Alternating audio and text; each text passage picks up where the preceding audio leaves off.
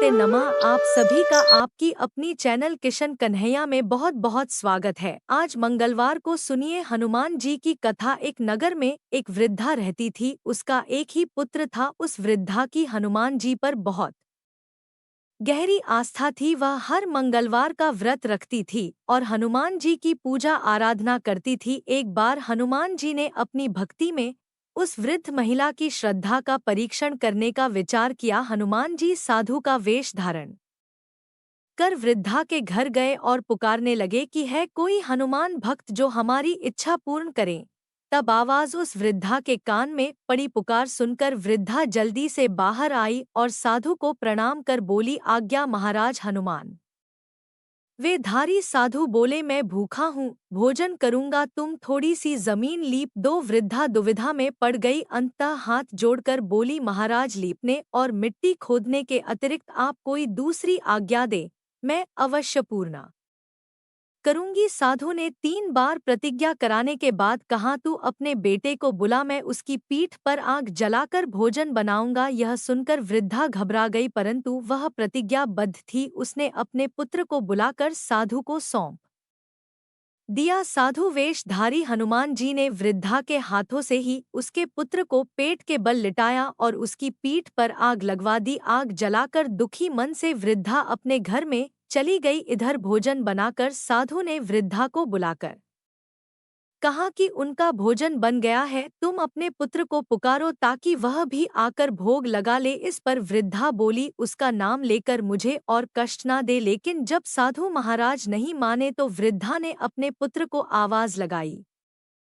वह अपनी माँ के पास आ गया और अपने पुत्र को जीवित देखकर वृद्धा को बहुत आश्चर्य हुआ। वह साधु के चरणों में गिर पड़ी। तब हनुमान जी अपने वास्तविक रूप में प्रकट हुए और वृद्धा को भक्ति का आशीर्वाद दिया तो प्रेम से बोले, शंकर भगवान की जय हो, बजरंग बली की जय हो। आइए सुनते हैं मंगलवार व्रत की पौराणिक कथा। एक बार नैमिषारण्य तीर्थ में 8 हज मुनि एकत्र होकर पुराणों के ज्ञाता श्री सूत जी से पूछने लगे, हे महामुनि, आपने हमें अनेक पुराणों की कथा सुनाई है, अब कृपा करके हमें ऐसा व्रत और कथा बताएं जिसके करने से संतान की प्राप्ति हो तथा मनुष्यों को रोग शोक अग्नि सर्व दुख आदि का भय दूर हो, क्योंकि कलयुग में सभी जीवों की आयु बहुत कम है। फिर इस पर उन्हें रोग चिंता के कष्ट लगे रहेंगे तो फिर वह श्री हरि चरणों में अपना ध्यान कैसे लगा सकेंगे। श्री सूत जी बोले, हे मुनियों, आपने लोक कल्याण के लिए बहुत ही उत्तम बात पूछी है। एक बार युधिष्ठिर ने भगवान श्री कृष्ण से लोक कल्याण के लिए यही प्रश्न किया था। भगवान श्री कृष्ण और युधिष्ठिर का संवाद तुम्हारे सामने कहता हूँ, ध्यानपूर्वक सुनो। एक समय पांडवों की सभा में श्री कृष्ण जी बैठे हुए थे। तब युधिष्ठिर ने भगवान श्री कृष्ण से प्रश्न किया, हे प्रभु नंद नंदविंद, आपने मेरे लिए अनेकों कथाएं सुनाई है, आज आप कृपा करके ऐसा व्रत या कथा सुनाएं जिसके करने से मनुष्य को रोग चिंता का भय समाप्त हो और उसको पुत्र की प्राप्ति हो। हे प्रभु, बिना पुत्र जीवन व्यर्थ है, पुत्र के बिना मनुष्य नरकगामी होता है, पुत्र के बिना मनुष्य भी ऋण से छुटकारा नहीं पा सकता और ना ही उसका पुण्य नामक नरक से उद्धार हो सकता है। अतः पुत्रदायक व्रत बताएं। श्री कृष्ण भगवान बोले, हे राजन, मैं एक प्राचीन इतिहास सुनाता हूँ, आप उसे ध्यानपूर्वक सुनो। कुंडलपुर नामक एक नगर था, उसमें नंदा नामक एक ब्राह्मण रहता था। भगवान की कृपा से उसके पास सब कुछ था, फिर भी वह दुखी था। इसका कारण यह था कि ब्राह्मण की स्त्री सुनंदा की कोई संतान नहीं थी। सुनंदा पतिव्रता थी, भक्ति पूर्वक श्री हनुमान जी की आराधना करती थी, मंगलवार के दिन व्रत करके अंत में भोजन बनाकर हनुमान जी की आराधना करती थी। मंगलवार के दिन व्रत करके अंत में भोजन बनाकर हनुमान जी को भोग लगाने के बाद स्वयं भोजन करती थी। एक बार मंगलवार के दिन ब्राह्मणी गृह कार्य की अथ के कारण हनुमान जी को भोग नहीं लगा सकी तो इस पर उसे बहुत ही दुख हुआ। उसने कुछ भी नहीं खाया और अपने मन में प्रण किया कि अब तो अगले मंगलवार को ही हनुमान जी को भोग लगाकर अन्न और जल ग्रहण करूंगी। ब्राह्मणी सुनंदा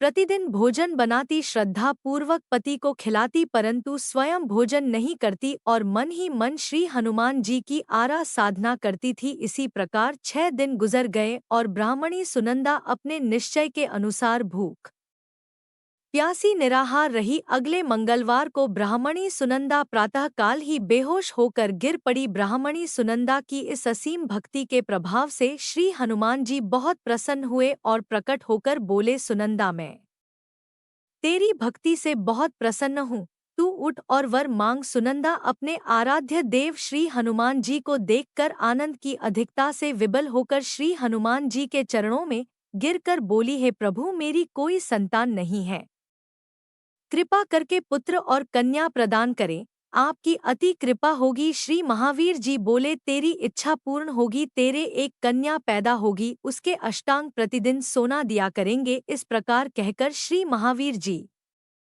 अंतर्ध्यान हो गए। ब्राह्मणी सुनंदा बहुत हर्षित हुई और समाचार अपने पति से कहा। ब्राह्मण देव कन्या का वरदान सुनकर कुछ दुखी हुए, परंतु सोना मिलने की बात सुनी तो बहुत प्रसन्न हुए। उन्होंने विचार किया कि ऐसी कन्या के साथ मेरी निर्धनता भी समाप्त हो जाएगी। श्री हनुमान जी की कृपा से वह ब्राह्मणी गर्भवती हुई और 9 महीने में उसे बहुत ही सुंदर पुत्री प्राप्त हुई। यह बच्ची अपने पिता के घर में ठीक उसी तरह से बढ़ने लगी जिस प्रकार शुक्ल पक्ष का चंद्रमा बढ़ता है। 10वें दिन ब्राह्मण ने उस बालिका का नामकरण संस्कार कराया। उसके कुल पुरोहित ने उस बालिका का नाम रत्नावली रखा, क्योंकि यह कन्या सोना प्रदान किया करती थी। इस कन्या ने पूर्व जन्म में बड़े ही विधान से मंगल देव का व्रत किया था। रत्नावली का अष्टांग बहुत सा सोना देता था। उस सोने से नंदा ब्राह्मण बहुत ही धनवान हो गया। अब ब्राह्मणी सुनंदा भी बहुत अभिमान करने लगी थी। समय बीता रहा, अब रत्नावली 10 वर्ष की हो चुकी थी। एक दिन जब नंदा ब्राह्मण प्रसन्न चित्त था, तब सुनंदा ने अपने पति से कहा, मेरी पुत्री रत्नावली विवाह के योग्य हो गई है, इसलिए आप कोई सुंदर और योग्य वर देखकर विवाह कर दें।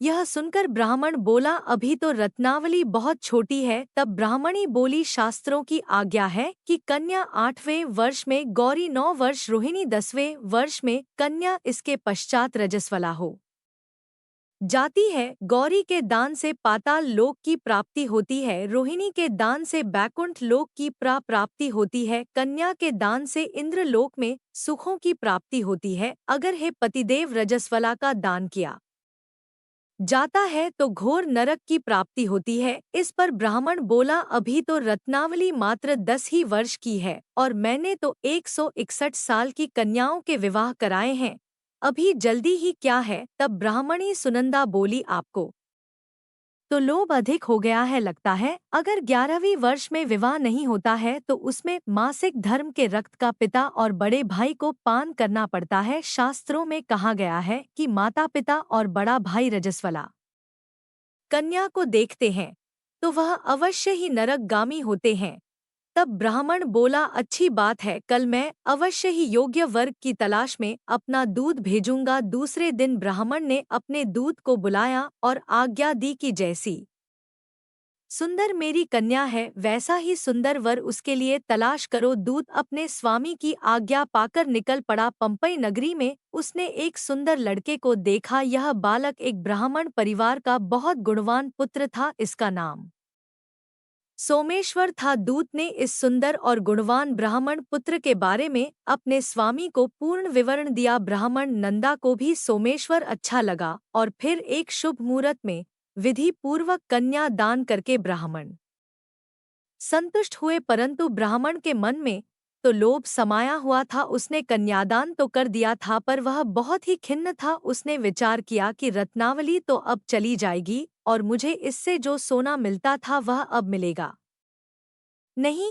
मेरे पास जो धन था कुछ तो इसके विवाह में खर्च हो गया और जो शेष बचा है वह भी कुछ दिनों के बाद समाप्त हो जाएगा। मैंने तो इसका विवाह करके बहुत बड़ी भूल कर दी है। अब कोई ऐसा उपाय हो कि रत्नावली मेरे घर में ही बनी रहे, अपनी ससुराल ना जाए। लोभ रूपी राक्षस ब्राह्मण के मस्तिष्क पर छाता जा रहा था। रात भर अपनी शया पर बेचैनी से करवट बदलते बदलते उसने एक बहुत ही क्रूर निर्णय लिया। उसने विचार किया कि जब रत्नावली को उसका पति सोमेश्वर अपने घर के लिए जाएगा तो वह मार्ग में छिपकर सोमेश्वर का वध कर देगा और अपनी लड़की को अपने घर ले आएगा, जिससे नियमित रूप से उसे सोना भी मिलता रहेगा और समाज का कोई मनुष्य उसे दोष भी नहीं दे सकता। जब अगले दिन सुबह हुई तो नंदा और सुनंदा ने अपनी जमाई तथा लड़की को बहुत सारा धन देकर विदा किया। सोमेश्वर अपनी पत्नी रत्नावली को लेकर ससुराल से अपने घर की तरफ चल दिया। ब्राह्मण नंदा महालोभ के वशीभूत होकर अपनी मति खो चुका था। पाप पुण्य का उसे विचार नहीं रहा था। अपने भयानक और क्रूर निर्णय को कार्य रूप देने के लिए उसने अपने दूत को मार्ग में अपनी जमाई का वध कराने के लिए भेज दिया था, ताकि रत्नावली से प्राप्त होने वाला सोना उसे हमेशा मिलता रहे और वह कभी निर्धन ना हो। ब्राह्मण के दूत ने अपने स्वामी की आज्ञा का पालन करते हुए उसके जमाई सोमेश्वर का मार्ग में ही वध कर दिया। समाचार प्राप्त कर ब्राह्मण नंदा मार्ग में पहुंचा और रोती हुई अपनी पुत्री रत्नावली से बोला, है पुत्री, मार्ग में लुटेरों ने पति का वध कर दिया है। भगवान की इच्छा के आगे किसी का वश नहीं चलता है। अब तू घर चल, वहां पर ही रहकर शेष जीवन व्यतीत करना। जो भाग्य में लिखा है वही होगा। अपने पति की अकाल मृत्यु से रत्नावली बहुत दुखी हुई। करुण कंदन और रुदन करती हुई अपने पिता से बोली, है पिताजी, इस संसार में जिस स्त्री का पति नहीं है उसका जीना व्यर्थ है। मैं अपने पति के साथ ही अपने शरीर को जला दूंगी और सती होकर अपने इस जन्म को, माता पिता के नाम को तथा सास ससुर के यश को सार्थक करूंगी। ब्राह्मण नंदा अपनी पुत्री रत्नावली के वचनों को सुनकर बहुत दुखी हुआ। विचार करने लगा कि मैंने व्यर्थ ही जमाई वध का पाप अपने सिर लिया है। रत्नावली तो उसके पीछे अपने प्राण तक देने को तैयार है। मेरा तो दोनों तरफ से मरण हो गया, धन तो अब मिलेगा नहीं। जमाई वध के पाप के फल स्वरूप यम यातना भुगतनी पड़ेगी। यह सोचकर वह बहुत ही दुखी हुआ। सोमेश्वर की चिता बनाई गई। रत्नावली सती होने की इच्छा से अपने पति का सिर अपनी गोद में रखकर चिता में बैठ गई। जैसे ही सोमेश्वर की चिता को अग्नि लगाई गई, वैसे ही प्रसन्न होकर मंगल देव वहां प्रकट हुए और बोले, हे रत्नावली, मैं तेरी पति भक्ति से बहुत प्रसन्न हूँ, तू वर मांग। तब रत्नावली ने अपने पति का जीवन दान मांगा। मंगल देव बोले, रत्नावली, तेरा पति अजर अमर है, यह महाविद्वान भी होगा और इसके अलावा तेरी जो इच्छा हो वह वर मांग। तब रत्नावली बोली, है ग्रहों के स्वामी, यदि आप मुझ पर प्रसन्न हैं तो मुझे यह वरदान दीजिए कि जो भी मनुष्य मंगलवार के दिन प्रातः काल लाल पुष्प, लाल चंदन से पूजा करके आपका स्मरण करेगा, उसको रोग व्याधि नहीं होगी, स्वजनों से कभी वियोग नहीं होगा, सर्प अग्नि तथा शत्रुओं का भय नहीं रहेगा। और जो स्त्री मंगलवार का व्रत करेगी वह कभी विधवा नहीं होगी। मंगल देव ने तथास्तु कहकर अंत ध्यान हो गए। सोमेश्वर मंगल देव की कृपा से जीवित हो उठा। रत्नावली अपने पति को पुनः प्राप्त कर बहुत प्रसन्न हुई और मंगल देव का व्रत प्रत्येक मंगलवार को करके व्रतराज और मंगल देव की कृपा से इस लोक में सुख ऐश्वर्य को भोगते हुए अंत में अपने पति के साथ स्वर्ग लोक को गई। प्रेम से बोलिए जय श्री हनुमान। आइए अब सुनते हैं श्री राम नाम की महिमा। पति रावण के वध के बाद जब अयोध्या पति प्रभु श्री राम की कीर्ति दूर दूर तक फैल रही थी और वह मर्यादा पुरुषोत्तम कहलाने लगे थे, तब एक दिन महादेव शिव की इच्छा भी मर्यादा पुरुषोत्तम श्री राम से मिलने की हुई। पार्वती जी को संग लेकर महादेव जी कैलाश पर्वत से उतरक अयोध्या नगरी के रास्ते पर चल पड़े। भगवान शिव और माँ पार्वती को अयोध्या आया देखकर राम जी बहुत खुश हुए। माता जानकी ने उनका उचित आदर सत्कार किया और स्वयं भोजन बनाने के लिए रसोई में चली गई। इस बीच भगवान शिव ने श्री राम जी से पूछा, आपके सेवक हनुमान जी दिखाई नहीं दे रहे हैं।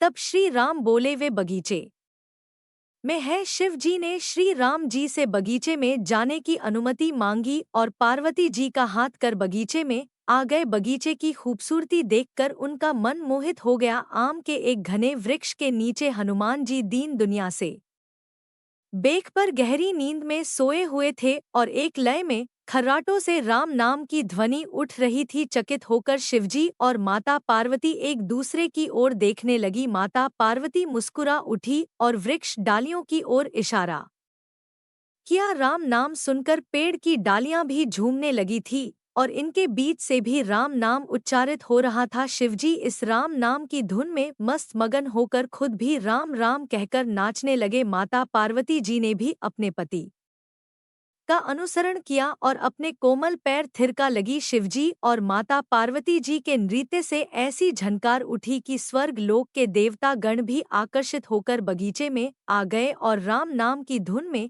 सभी मस्त हो गए। माता जानकी भोजन तैयार करके प्रतीक्षा कर रही थी, परंतु संध्या गिरने पर भी अतिथि नहीं पधारे। तब अपने देवर लक्ष्मण जी को बगीचे में भेजा। लक्ष्मण जी तो स्वयं को श्री राम का सेवक ही मानते थे, इसलिए बगीचे में आकर जब उन्होंने धरती पर स्वर्ग का नजारा देखा तो स्वयं भी राम नाम की धुन में झूम उठे। महल में माता जानकी जी परेशान हो रही थी कि अभी तक भोजन ग्रहण करने कोई भी क्यों नहीं आया। उन्होंने श्री राम जी से कहा, भोजन ठंडा हो रहा है, चलिए हम ही जाकर बगीचे में से सभी को ले आएं। तब जब राम जी बगीचे में गए तो वहां राम नाम की धूम मची हुई थी। हनुमान जी गहरी नींद में सोए हुए थे और उनके खर्राटों से अभी तक राम नाम ही निकल रहा था। श्री राम भाव वेवल हो उठे। राम जी ने हनुमान जी को नींद से जगाया और प्रेम से उनकी तरफ निहारने लगे। हनुमान जी प्रभु को आया देखकर शीघ्रता से उठकर खड़े हो गए। नृत्य की सभा भंग हो गई। शिवजी खुले कंठ से हनुमान जी की राम भक्ति की सराहना करने लगे। हनुमान जी सकुचा लेकिन मन ही मन खुश हो रहे थे। श्री सियाराम ने भोजन करने का आग्रह भगवान शिव जी से किया। सभी लोग महल में भोजन करने के लिए चल पड़े। माता जानकी जी भोजन परोसने लगी। हनुमान जी को भी श्री राम जी ने पंक्ति में बैठने का आदेश दिया। हनुमान जी बैठ तो गए, परंतु आदत ऐसी थी कि राम जी के भोजन परोसने के उपरांत ही सभी लोग भोजन करते थे। आज श्री राम के आदेश से पहले भोजन करना पड़ रहा था। माता जानकी हनुमान जी को भोजन परोस जा रही थी, परंतु हनुमान जी का पेट ही नहीं भर रहा था। सीता जी कुछ समय तक तो उन्हें भोजन परोस रही, फिर समझ गई कि इस तरह से तो हनुमान जी का पेट नहीं भरेगा। उन्होंने तुलसी के एक पत्ते पर राम नाम लिखा और भोजन के साथ हनुमान जी को परोस दिया। तुलसी पत्र खाते ही हनुमान जी को संतुष्टि मिली और वह भोजन खाकर उठकर खड़े हो गए। भगवान शिव शंकर ने प्रसन्न होकर हनुमान जी को आशीर्वाद दिया कि आपकी राम भक्ति युगों युगों तक याद की जाएगी और आप संकट मोचन के नाम से जाने जाएंगे। आइए अब सुनते हैं राम नाम की महिमा की दूसरी कहानी। महादेव जी को एक बार बिना कारण के किसी को प्रणाम करते देखकर पार्वती जी ने पूछा, आप किसको प्रणाम करते रहते हैं? तब शिवजी ने अपनी धर्म पत्नी पार्वती जी से कहा कि हे देवी, जो व्यक्ति एक बार राम कहता है उसे मैं 3 बार प्रणाम करता हूँ। पार्वती जी ने एक बार शिव जी से पूछा, आप शमशान में क्यों जाते हैं और यह चिता की भस्म शरीर पर क्यों लगाते हैं? उसी समय शिवजी पार्वती जी को शमशान ले गए। वहां एक शव अंतिम संस्कार के लिए लाया गया। लोग राम नाम सत्य है कहते हुए शव को ला रहे थे। शिव जी ने कहा कि देखो पार्वती, इस शमशान की ओर जब लोग आते हैं तो राम नाम का स्मरण करते हुए आते हैं और इस शव के निमित्त से कई लोगों के मुख से मेरा अति प्रिय दिव्य राम नाम निकलता है। उसी को सुनने मैं शमशान में आता हूँ और इतने लोगों के मुख से राम नाम का जप करवाने में निमित्त बनने वाले इस शव का मैं सम्मान करता हूँ, प्रणाम करता हूँ और अग्नि में जलने के बाद उसकी भस्म को डोट अपने शरीर पर लगा लेता हूँ। राम नाम बुलवाने वाले के प्रति मुझे इतना प्रेम है। एक बार शिवजी कैलाश पर पहुँचे और पार्वती जी से भोजन मांगा। तब पार्वती जी विष्णु सहस्त्र नाम का पाठ कर रही थी। पार्वती जी ने कहा, अभी पाठ पूरा नहीं हुआ है, कृपया थोड़ी देर प्रतीक्षा कीजिए। तब शिव जी ने कहा कि इसमें तो समय और श्रम दोनों लगेंगे। संत लोग जिस तरह से सहस्त्र नाम को छोटा कर लेते हैं और नित्य जपते हैं, वैसा उपाय कर लो। तो पार्वती जी ने पूछा कि वह उपाय कैसे करते हैं, मैं सुनना चाहती हूँ। तो शिव जी ने बताया, केवल एक बार राम कह लो, तुम्हें सहस्त्र नाम भगवान के 1000 नाम लेने का फल मिल जाएगा। एक राम नाम 1000 दिव्या नामों के समान है, तब पार्वती जी ने वैसा ही किया। भगवान बोले, श्री राम राम रामति रमे रामे मनोरमे सहस्त्र नाम तत्तुलम राम नाम वरान्नी। यह राम नाम सभी आपदाओं को हरने वाला, सभी संपदाओं को देने वाला दाता है, सारे संसार को विश्राम या शांति प्रदान करने वाला है। इसलिए मैं इसे बार बार प्रणाम करता हूँ। भवसागर की सभी समस्याओं और दुखों की बीजों को भूज के रख देने वाला, समूल नष्ट कर देने वाला, सुख संपत्तियों को डोट अर्जित करने वाला, यमदूतों को खदेड़ने वाला केवल राम नाम का जप है। इसलिए प्रयास पूर्वक स्वयं भी राम नाम जपते रहना चाहिए और दूसरों को भी प्रेरित करना चाहिए। इस प्रकार जो मनुष्य श्रद्धा और भक्ति के साथ मंगलवार व्रत की कथा को सुनता है, वह समस्त पापों से मुक्त होकर भगवान हनुमान जी की कृपा प्राप्त करता है। उसके सभी कार्य सिद्ध होते हैं और अंत में उसे मोक्ष की प्राप्ति होती है और सुख समृद्धि ऐश्वर्या की प्राप्ति होती है। जय हनुमान जी। ओम नमः शिवाय। हर हर महादेव।